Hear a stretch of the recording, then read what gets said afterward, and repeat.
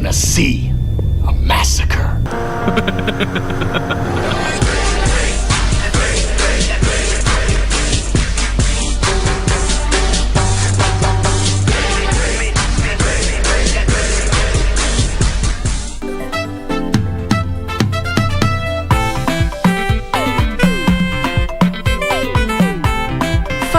It is not my fault that I have a strong personality. But if you feel that you can, yani unajisikia mwanaume. Kinyanjui, you behave or we hate you. You guys, you don't understand the depth of problem you are all in. I am relieved actually. I am not stupid after all. I know you guys are looking up to me to save the day, but I don't have that much. Please come and help me. These people are going to kill me. Please, Anita. Yes. You said we meet where?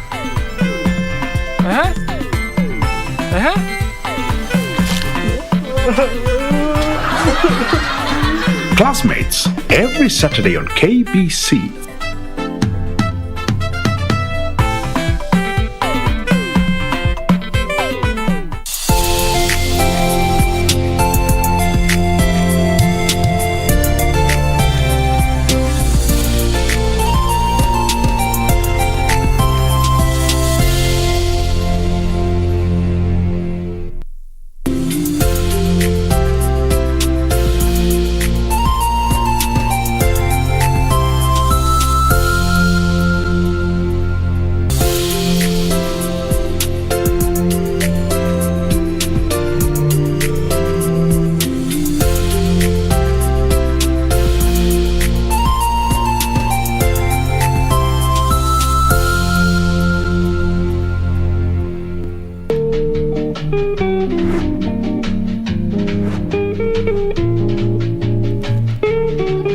Uliniona? Ukiusa?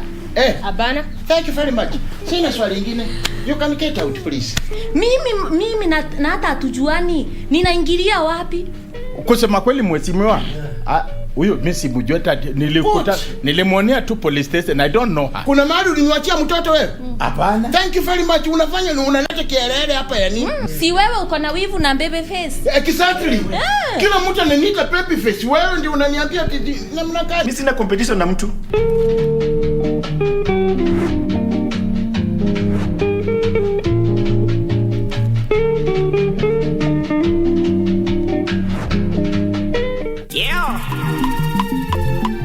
Take a musical trip around Africa right here on KBC Channel 1. Every Sunday from 2 to 3 p.m. on Afro Vibes. Because this is the hottest show right now. We give you a musical cocktail from North Africa, Central Africa, West, South and East of Africa. We are live and we are loud. Where about it today? I want to show them my attitude today. Your Sunday will never be the same again with DJ D and DJ Leo on Afro Vibes. Your musical passport to Africa. Allow me to enjoy myself. Allow me to enjoy myself. Allow me to enjoy myself.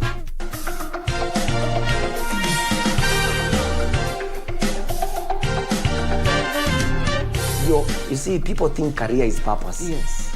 Career is not purpose. Purpose is anything you do with God.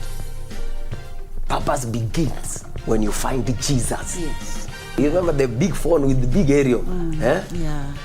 And he manifested the phone. Yes. So you find that is education. Fulfilled. Yeah, he's fulfilled. Yeah. He's satisfied. So I told him, do this. Quit the job. So purpose, as it makes you a passion. You want to wake up, you're excited. Yes. You're excited to even sometimes you don't sleep thinking about it. Yes.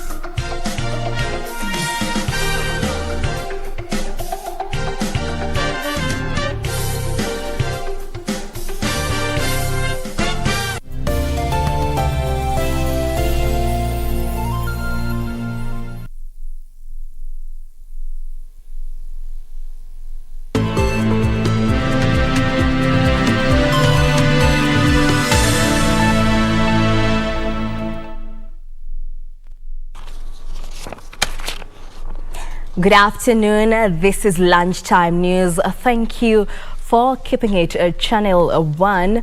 Well, my name is Jacky. Wambiru. Sign language interpreter is Anne Wangeshi. Well, we have a comprehensive bulletin lined up this afternoon, and to kick us off, the directive by the Ministry of Education to chiefs and their assistants to ensure that all children who sat the KCPE exams under the jurisdiction join Form 1 by mid-October has taken root with earnest. Parents of learners yet to report to Form 1 in Kibuland Village or in Gishu County woke up to a rude shock after the area chief interrupted their day-to-day activities and forced them to take their children to school. And as Purity Museo reports, the campaign that aims at mopping up students yet to be enrolled to Form 1 saw over 50 learners taken to school. What began as a normal day for locals at this village in Soy Gishu County was shortly interrupted by a group of officers led by the area chief David Simatei.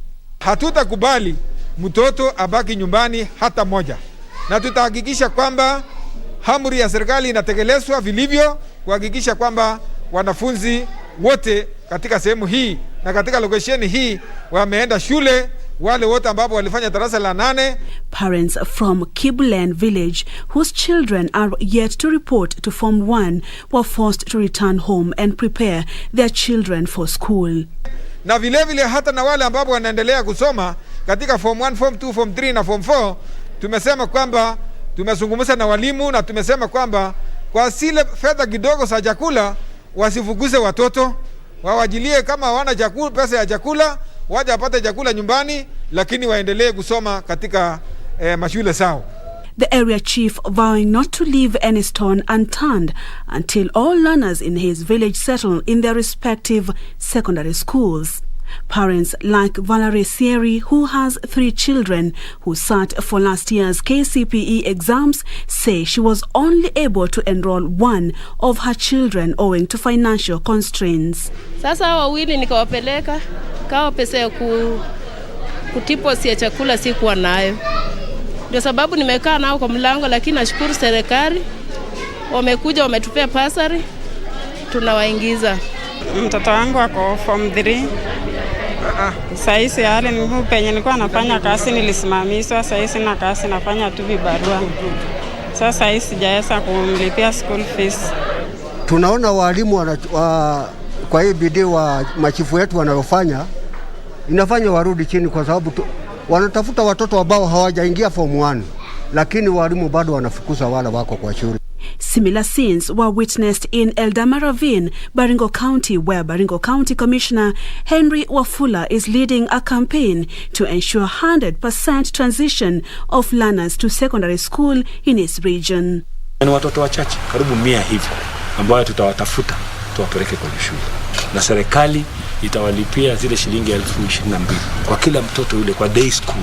In an area that thrives in potato farming, parents have been accused of turning their children into potato farmers. Yote yati ndio bado tuko nyuma, na mnajua kule ni area ambayo pia tunakuwa na shughuli za usalama, na usalama umerudi sasa hivi. Kwa hivyo hakuna njia ya kwamba watoto wasiende shuleni. The county commissioner warned of punitive action against parents found retaining their children at home. Wafula urged county administrators to identify all children who are unable to report to school for whatever reason and help them do so. Purity Museo, Lunchtime News. Still on matters education, the Director of Public Prosecution, Nudin Haji, has asked for more time to peruse the files of 2 THIRU primary school teachers who are accused of tying 3 pupils to a tree as punishment. The DPP made the application when the 2 teachers appeared before Nyahururu Senior Resident Magistrate Susan Mwangi. THIRU Primary School's head teacher Shalmith Dhimba and her deputy David Maina appeared before Nyahururu Senior Resident Magistrate Susan Mwangi, who ordered their police cash bail to be extended until Thursday next week, when they'll be arraigned in court. Dhimba and Maina were arrested on Wednesday evening by detectives moments after a multi-agency task force directed the Office of the Director of Criminal Investigations to investigate them in connection to the incident. In pictures that went viral on social media, 3 pupils are seen tied to a tree in the school compound. The deputy head teacher, David Maina, allegedly took the pictures and posted them on the teachers' WhatsApp group before they were leaked to social media. A task force led by Nyahururu Sub-County Deputy County Commissioner Moses Muroki visited the school, which is about 15 kilometers from Nyahururu town, and recorded statements from teachers and pupils. Members of the Wambiru community living in Oldonyero area of ISIOLO County have formally submitted a memorandum of historical land injustices to the National Land Commission ahead of the September 21st deadline for the submissions. The resident expressed optimism that the claim to thousands of hectares of land, which was declared as livestock holding and marketing ground, is handed back to the community. Led by ISIOLO County Assembly Deputy Speaker David Lemantile and Jane Amerawas from the Samburu Women Trust, the residents submitted the written memorandum to the ISIOLO County Coordinator National Land Commission Paul Kasimbu. The residents argued that it was unjust for the government to continue laying claim to the land where members of the local community relied on for grazing since time immemorial. Na sisi kama community ya Oldonyero sana sana tunalilia kwamba serikali ndio imetunyanyasa because hao ndio wanaona hiyo ardhi ya Oldonyero, sio community ingine. Tumekuja na hao jamii kuleta memorandum kupresent kwa National Land Commission kuhusiana na the ongoing historical land injustice. ISIOLO County Coordinator National Land Commission Paul Kasimbu assured residents that their concerns will be looked into by the commission. So yangu kwanza ni kuwashukuru kwa kuja ndio tupokee hizi vitu za historical land injustice, alafu tufunge. Hiyo ni kulingana na sheria. Ni kuna register pale itajazwa na kuna mahali tunataka the nature of the complaint na ile signature yao. The Livestock Marketing Division and the Livestock Holding Ground, which were created by the colonial government, occupy thousands of hectares in both Oldonyero and Burat wards of ISIOLO County. Locals are not allowed to carry out any development projects, including farming, in the area. A section of youth in Ndebe's sub-county in Trans Nzoia County is accusing chiefs in the area of frustrating their efforts to acquire national identity cards. They say the local administrators have prioritized pursuit of illicit alcohol brewers in the region, neglecting other crucial functions of their offices. According to the youth, those who have attained the age of 18 years are finding it difficult to apply for national identity cards, hence missing out on opportunities. They also accuse officers mandated with the verification of relevant documents of inconsistencies in capturing details of applicants, which results in mix-ups.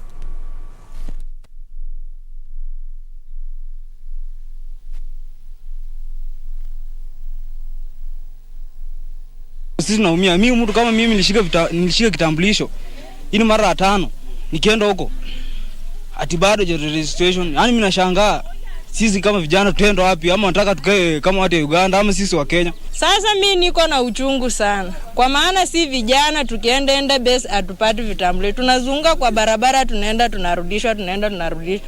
Although ukienda huko kabila zingine zinapata vitambulisho haraka, lakini si wakaje Halwenge atupati. Kwa nini? Now, Narok North Member of Parliament Moitalelo Lekenta has called on the Kipsigis and Maasai communities living at the Likia area and Lockman Forest to coexist peacefully. Kenta says the communities have lived harmoniously for generations and any arising issues ought to be solved in an amicable way. In the recent past, there has been tension in the area arising from the sharing of resources. A section of Narok leaders have met in an effort to bring consensus and peaceful coexistence between the Kipsigis and Maasai communities living at Likia area, Lockman Forest. Tusiposema ukweli, hakuna kitu tutafanya. Tutakuwa tukiswazana kila siku.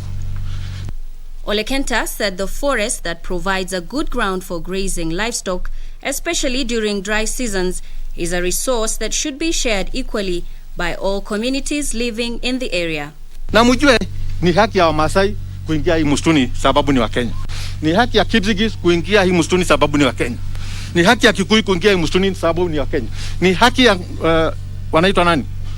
Okay, kuingia sababu ni wa Kenya. Hauwezi kuambia ati waenda waumie na msituni yuko hapa na sheria inasema wana nafasi ya kuingia. Haitasaidia. Kitu muhimu ndio tutafute nini? Amani. Kenta says village elders from all the communities residing in the area should sit down and come up with a formula of sharing the common resources in the area. The legislator is in support of the idea to zone the forest so as to mark clear boundaries for communities when grazing their animals. Kwa hivyo tufanye vitu kwa amani. Mimi ningeomba tu kama kiongozi wa jamii wa Narok North, watu wangu mkae pamoja na hawa na watu wa hapa pia wakae na wengine. Hatuna maneno mingi. For Lunchtime News, I'm Nisi Imano Okoth. The Kenya Medical Practitioners, Pharmacists and Dentists Union Western Chapter is appealing to the Kenya Medical Supplies Authority to ensure timely supply of drugs to public health institutions so as to save lives. The union claims the delay in supply of drugs to public hospitals is compromising health services in the region, citing hospitals in Busia County that are grappling with acute shortage of drugs. Let's take a look. Led by Union's branch chairman Dr. Anthony Akoto, the official said lack of equipment like gloves in hospitals was making it hard for healthcare workers to serve the public. What has come up is that the number of ICU spaces in Busia has been very limited, and we wanted to find a working relationship with the county. And today we've gotten a commitment from His Excellency that two of the things that were holding back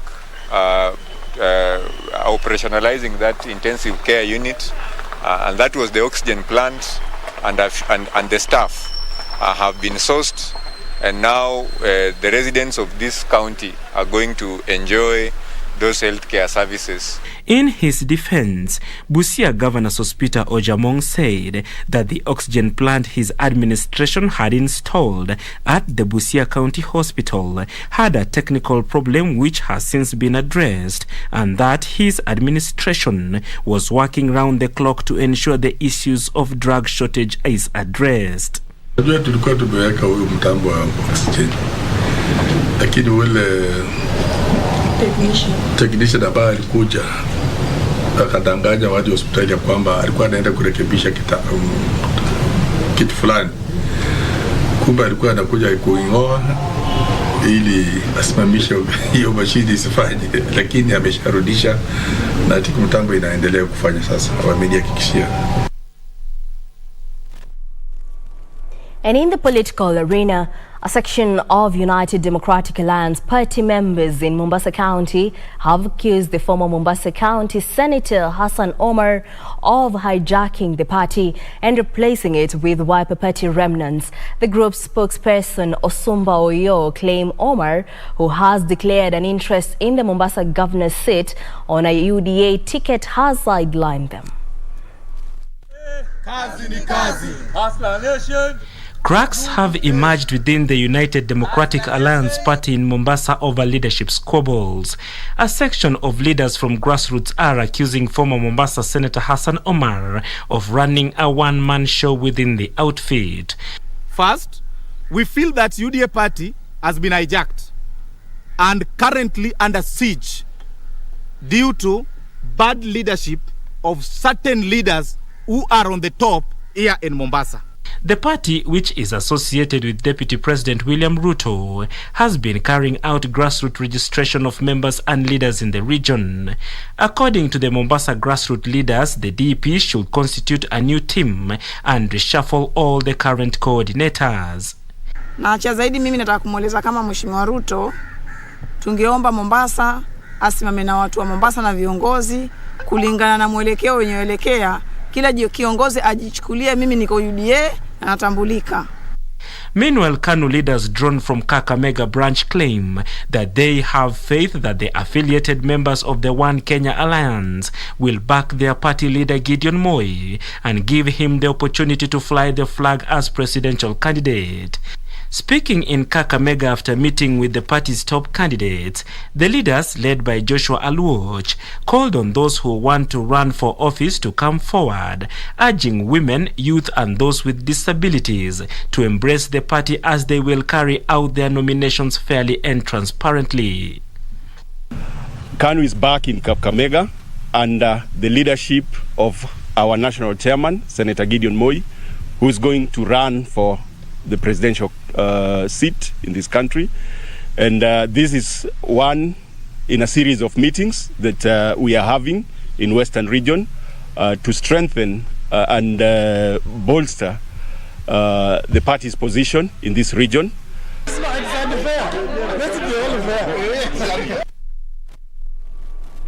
And on that note, we'll take a short break. Don't go too far. We still have more news highlights to come.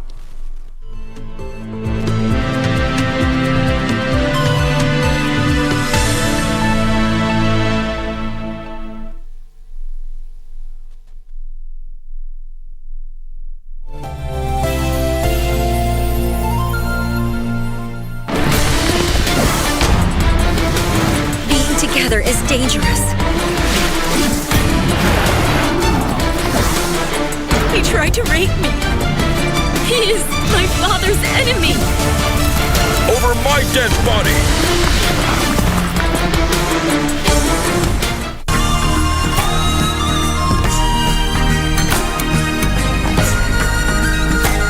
Get it. This week on Zurura, we visit a tribe rich in heritage and culture. Travel to one of Africa's largest markets. I love the variety. And take you through winding rapids. And of course, that's all coming right up on Zurura. Find your adventure.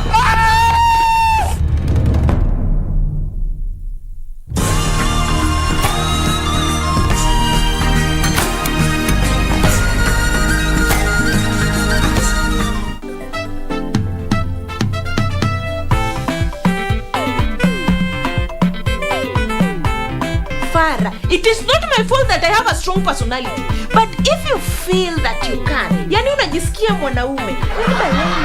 Kinyanjui, you behave or we hate you. You guys, you don't understand the depth of problem you are all in.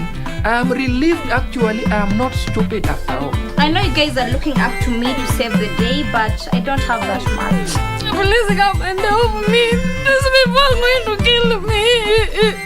Please, Anita. Yes. You said we meet where?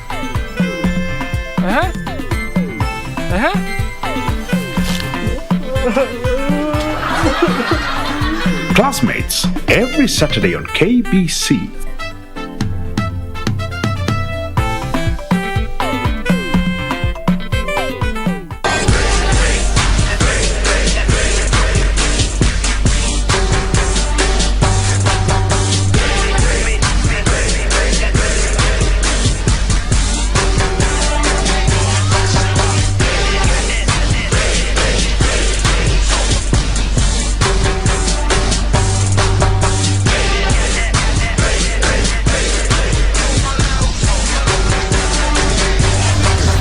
Deep in the Pentagon's eyes until it pops. Tonight, the world's gonna see a massacre.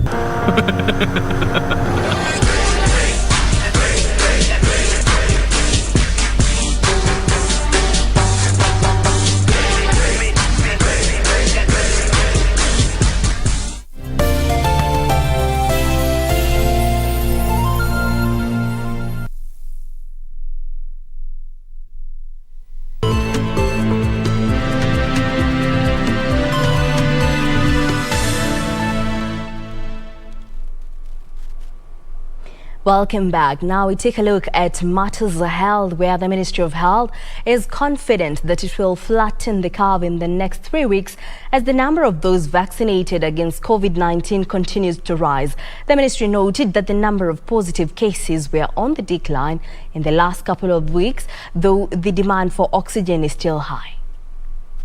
As the government issued an alert over the outbreak of a new variant in Latin America and the UK, raising concerns among health experts. According to the Acting Director General for Health, Dr. Patrick Amoth, there has been a major drop in the number of those testing positive for COVID-19.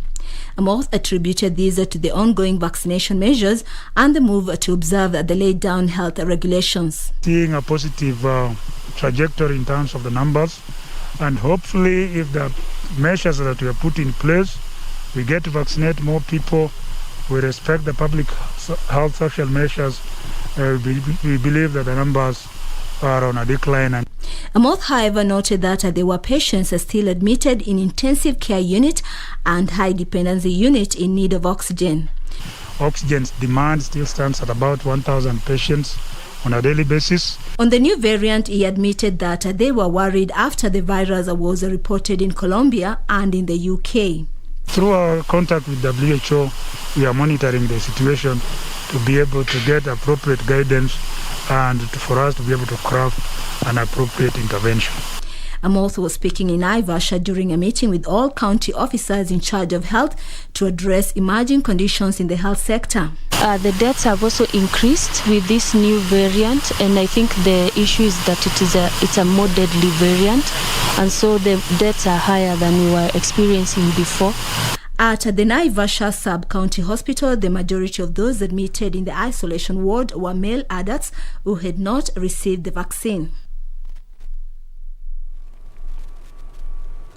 Police in Malindi are investigating an incident in which a 7-year-old boy was electrocuted in Takaya village. According to eyewitnesses, the grade 1 pupil at a local private school was electrocuted after touching a live wire as he played with friends. Malindi Sub-County Police Commander John Kimboy said investigations into the tragic incident are underway. According to the boy's father, Francis Mwaro Mangi, his son, Vincent Mwaro, had just returned home for lunch when the tragedy struck. He added that the boy, while playing with his friends around at a nearby kiosk made of iron sheets, allegedly touched live electricity wires and died on the spot. Baada ya kutoka shule, amekuja mpaka nyumbani akala chakula ya mchana, alafu akatoka kwenda kucheza. Hapa jirani kukawa kuna mjengo mwingine ambao umefanyika na wiring ambao haikufanyika kihalali vile. Sasa alipokuwa anacheza karibu na hiyo mjengo, kwa kuna waya moja ya stima, hatimaye hiyo waya ndio akaishika na akaaga dunia. Angry residents later vandalized the kiosk and stole items from the kiosk. The owner fled for his dear life. Malindi Sub-County Police Commander John Kemboi confirmed the incident and said investigations have been launched. Kweli ni jambo la kusikitisha na inahuzunisha kuona kwamba expert wetu wa Kenya Power wamefail ndio wafanye connection kama hizi ambazo zina mwelekeo. Kozi hatuwezi ekewa moto na Kenya Power, moto wenyewe hauna pipe, hati zenye hazina pipe zinaning'inia. Hii ni hasara kozi leo ni mtoto mmoja ameenda, lakini kama Kenya Power hatachukua hatua, hata kesho tena jambo kama hili litafanyika.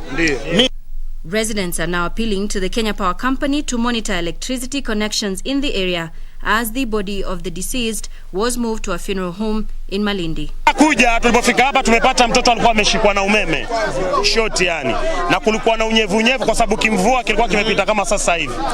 So katika ile hali ya kumuokoa pale kumtoa, tumetumia gongo kumsukuma, lakini dakika zile tayari mtoto alikuwa amekata roho. Hii boma ni jirani na kwetu, na mtoto wangu kuna miaka 6 kama vile wa mwenzangu. Nilipomwona yule mtoto nimesikia uchungu sana, maana watoto wangu na wajirani wanashinda hapa. Niondoke pale mbio nyumbani nije niwafukuze, nikirudi wanarudi tena hapa. Hata jana walikuja wafukuzwa hapa na majirani. Unasikia? Sasa leo ni wa mwenzangu, kesho ni wangu.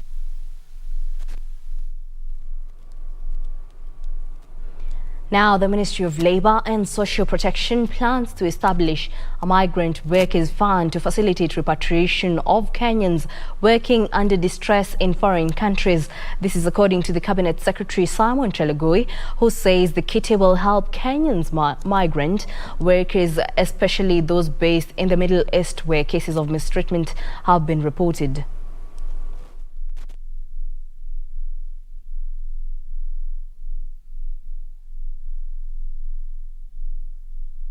Labour and Social Protection Cabinet Secretary Simon Chelugui said the government is concerned by rising cases of Kenyans detained in Saudi Arabia of unclear circumstances. To enhance the performance of these people, government is coming up with Migrant Workers Welfare Fund.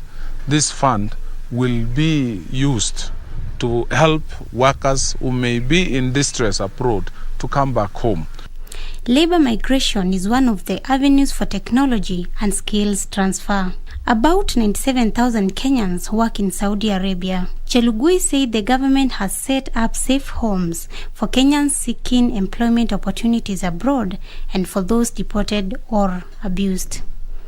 We are building safe homes for those who may have been deported or abused. We keep them in safe homes, Kenyan safe homes, manned by Kenyans to ensure that Kenyans are not abused. Chelugui was speaking in Nanyuki town after launching of training curriculum on ranching and conservancy done by National Industrial Training Authority. In other news, residents of MIGORI County have today taken to the streets to demonstrate over industrial effluent from gold processing plants in the region. The waste is reported to be contaminating water sources, hence making them unfit for human consumption.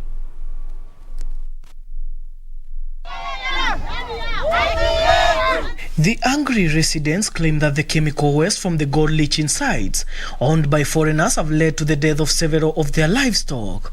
They said the deaths occurs after the animals consume the contaminated water from the plants. Mimi mkaji hapa namba. Hii maji nachukua kila siku. Kiamka asubuhi maji imekuwa green yote.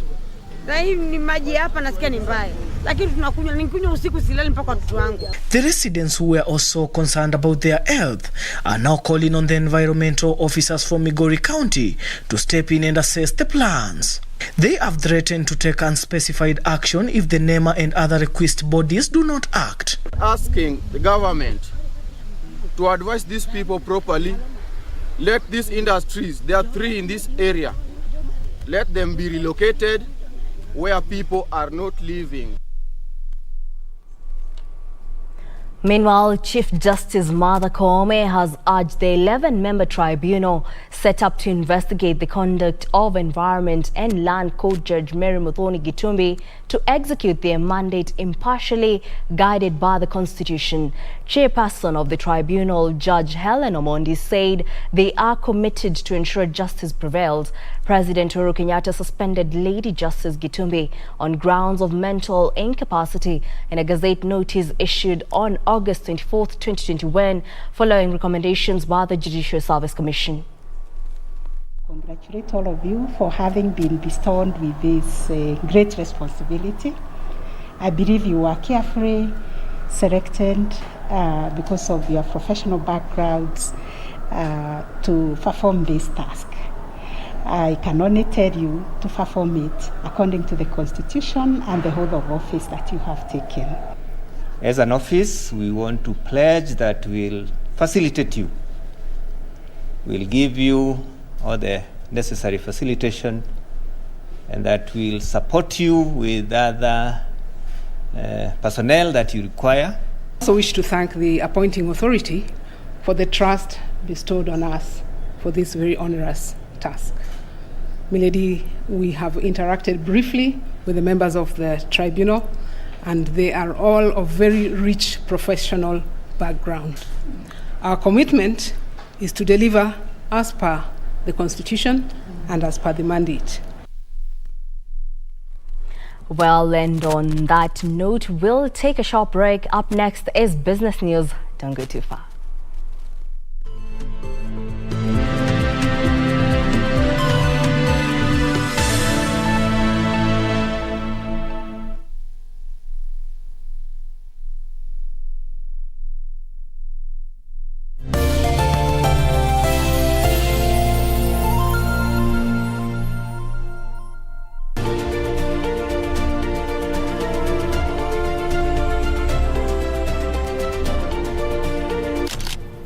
My name is Sambros Lutulay and I'm all day for you. One of Africa's most elusive cats, the leopards. So many scientists, they are focusing in other animals. They are focusing in other cats. They are focusing in other species, and they are forgetting leopard. This is an area the leopard clearly comes to. It's a natural salt lick. We've seen the leopard's footprints. We've also seen footprints of other animals, including baboons and impalas, and these are some of their favorite prey. One mzee told me that there is a black leopard that is just found in your area. Few months, we got the black leopard in our camera traps.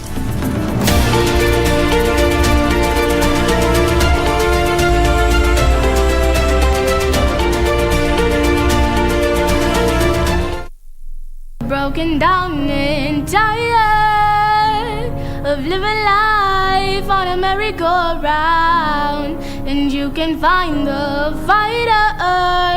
Our story today is about a girl called Tesh. Today I'm going to show you guys on how to make barbecue chicken. So yummy and delicious. What I like about young engineers is that they teach us about forces, because this one is belt energy or belt transmission.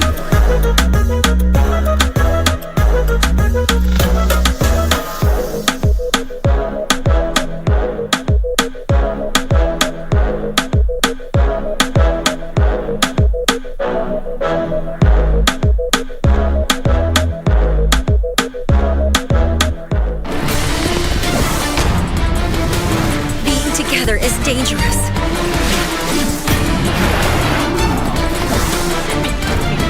He is my father's enemy.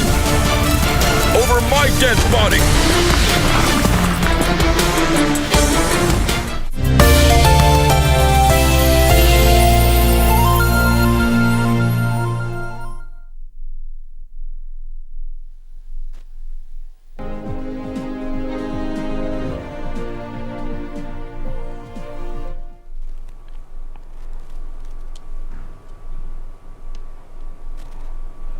And in the business world, foodstuffs are the most purchased commodities at the supermarkets as the purchasing powers of Kenyans pick up. Head of marketing at Quickmart Supermarkets, Betty Wambiru, says the retail sector is significantly improving and most retail outlets have started incorporating e-commerce to increase sales. Last year, the retail sector saw decreased performance due to the adverse effects of measures implemented to control the spread of COVID-19, such as reduced hours of operation. However, Quickmart Supermarkets say sales have improved in recent months, powered by improved purchasing power among Kenyans. We used to run about 24-hour stores, about 6 stores in 24 hours. Today we don't run our 24-hour stores. This is as a result of COVID. Foodstuffs are among the most purchased items in retail outlets, with the majority of Kenyans only purchasing necessities. Focus right now has been on food and commodity products. So we have seen our shoppers really focused on food and everyday products that are in every Kenyan home. So your milk, your bread, our daily products, the food, those are the products that customers are buying mostly. The retail outlets are now leveraging on e-commerce to increase sales and improve customers' experience, where customers can call any of the Quickmart branches today and be able to have products picked for them and delivered to them at their doorstep. Quickmart, which merged operations with Tumaini Supermarkets in August last year, is marking its 15-year anniversary. Benson Rioba reporting for Lunchtime News. Meanwhile, coffee farmers in Kiambu County say cooperative societies were levying unrealistic fees that should be investigated. This emerged during a public participation forum by the Agriculture Committee of the National Assembly that also called for representation in key coffee institutions, subsidizing inputs and enhancing extension services. About $230 million annually and supports over 800,000 smallholder coffee farmers. Coffee auction prices having been on the increase due to frost in Brazil that has cut supply in the global market. In its public participation forum in Kiambu County for the Coffee Bill 2021, farmers criticized the proposal to have a percentage levy of Nairobi Coffee Exchange value for coffee sold be applied for operations of Coffee Board and Coffee Research Institute. museme ichaguliwe na members, kwa sababu ikiwa appointed by the president watakuwa wana pledge loyalty to the president. Farmers asked the National Assembly to hasten the proposed reforms in the coffee value chain, which they said would rescue them from exploitation. Mkulima versus the consumer. Kwa sababu huyu mtu yuko hapa katikati ni hatari. To improve coffee production, farmers petitioned for an increase in funds for subsidizing farm inputs and enhancing extension services. Kama kuna wengine hawakupata nafasi ya kuja hapa, wapatiene submission zao zitufikie, ili kila mtu na wazo lake tupate kuliona na tuweze kutia zote maanani. Legislators said the bill proposes to revive the Coffee Board of Kenya and Coffee Research Institute, which will work closely with county governments in promoting coffee production. For Lunchtime News, I'm Brian Munyuoki. Where is your shop located is a question posed often by online customers to e-commerce firms, emphasizing on the need for customers to interact with products before making a purchase.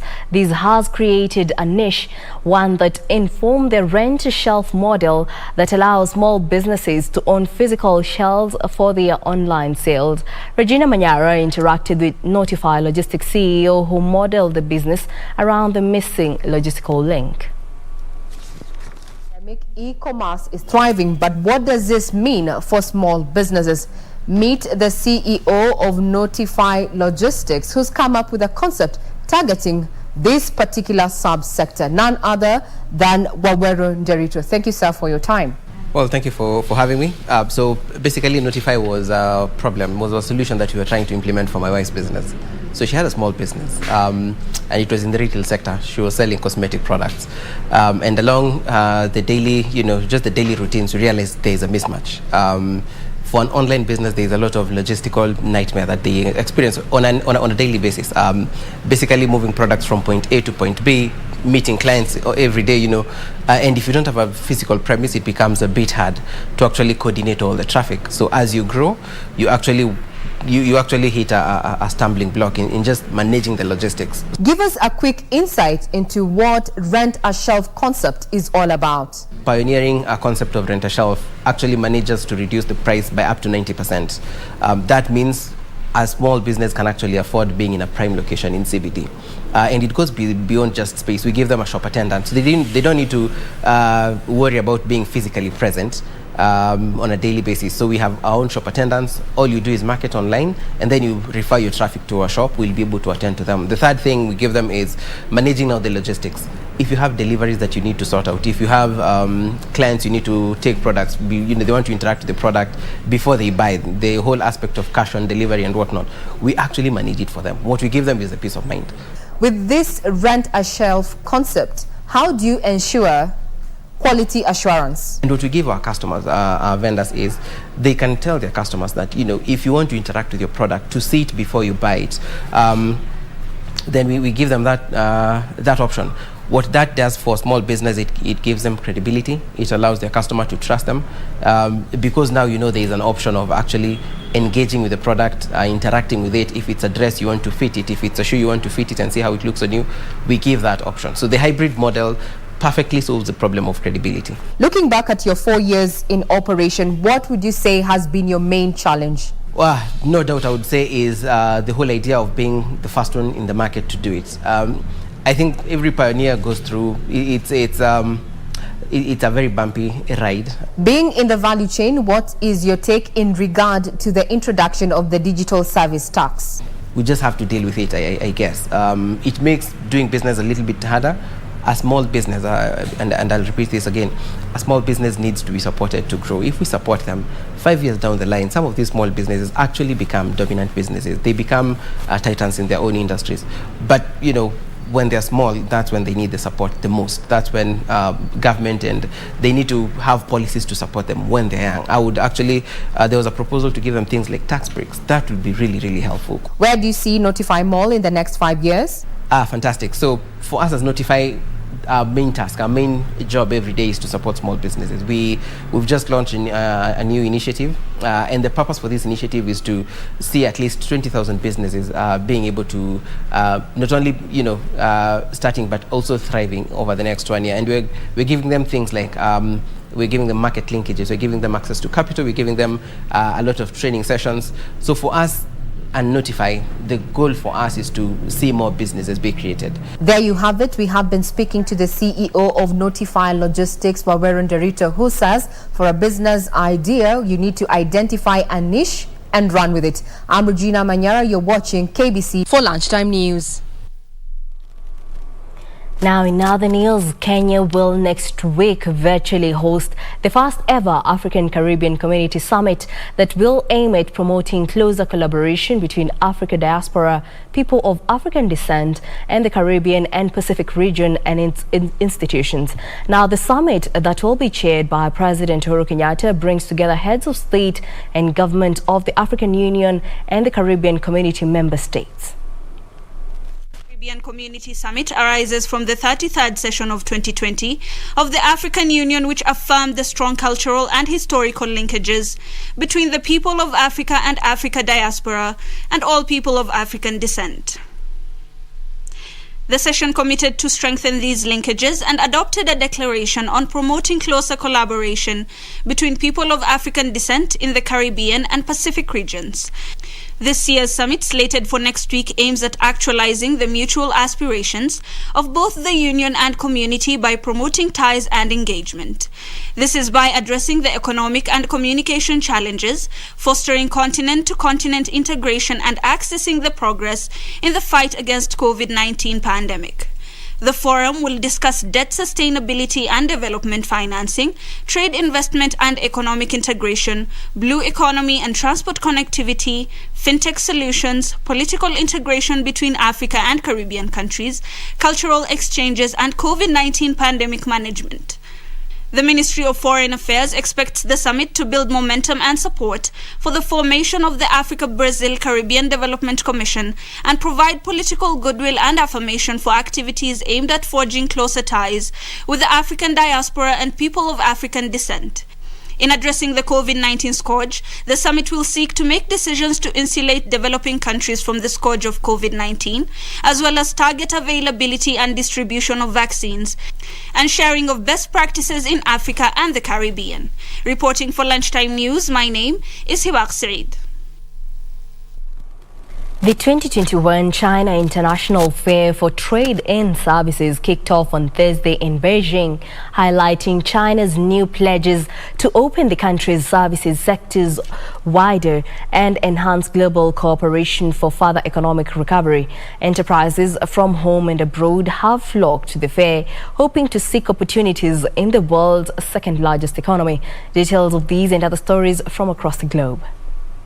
China International Fair for Trade in Services has attracted the registration from more than 12,000 enterprises, up 52% from that in 2020. Representatives from 153 countries and regions signed up for the event. Up to 21% of offline exhibitors are Fortune 500 companies or industry-leading enterprises.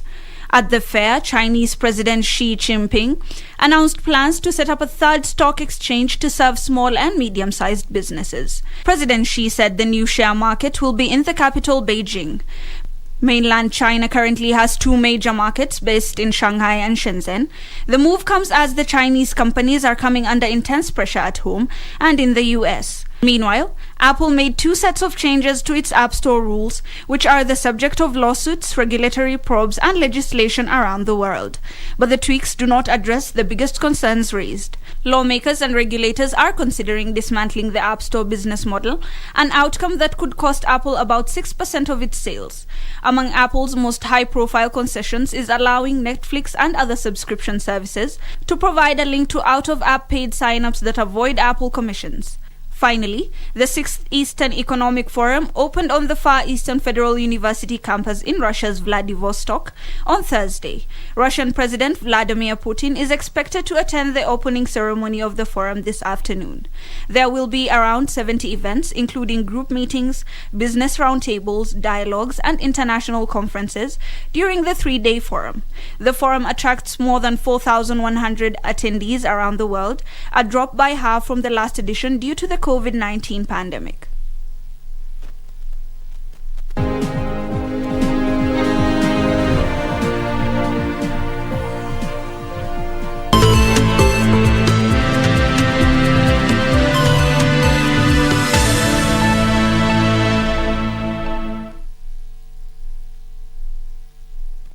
Now in separate news, 5 people perished in a fire incident in Mashuru town, KAJIADO County last night. The 37-year-old mother Naomi Timanoi said her 3 children and a house help were burned beyond recognition. The raging fire spread first in the semi-permanent house made of iron sheets, reducing it to ashes. Attempts by members of public to put out the fire were futile. Area DCC Barasa Wafules said the preliminary investigation to determine the cause of the fire have begun. The bodies have been moved to Kilome Nursing Home mortuary pending DNA test. Na hii incident ilitokea usiku wa kuamkia leo kitu kama saa 6. Tulikuwa hapa tukajaribu kuja kuwaokoa hao, moto imezidi. The house was completely burned down, and inside the house were 5 people, a mother and her 3 children plus the housemaid.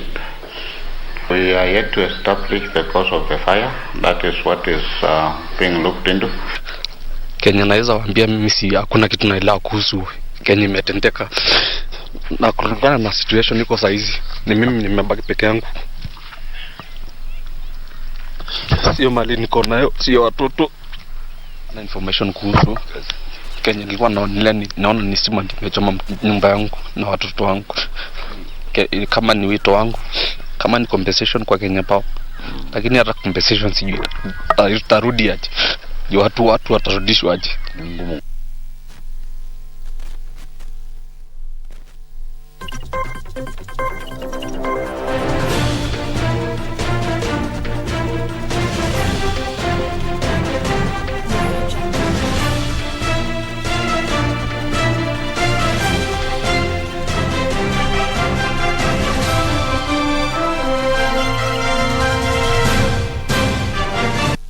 And in the sports arena, Harambee Stars safely arrived in Kigali, Rwanda last night in time for the 2022 FIFA World Cup qualifier match against Rwanda's Amavubi. Now, Stars will face Rwanda this Sunday in their second Group E match after settling for a barren draw against Uganda in their group opener.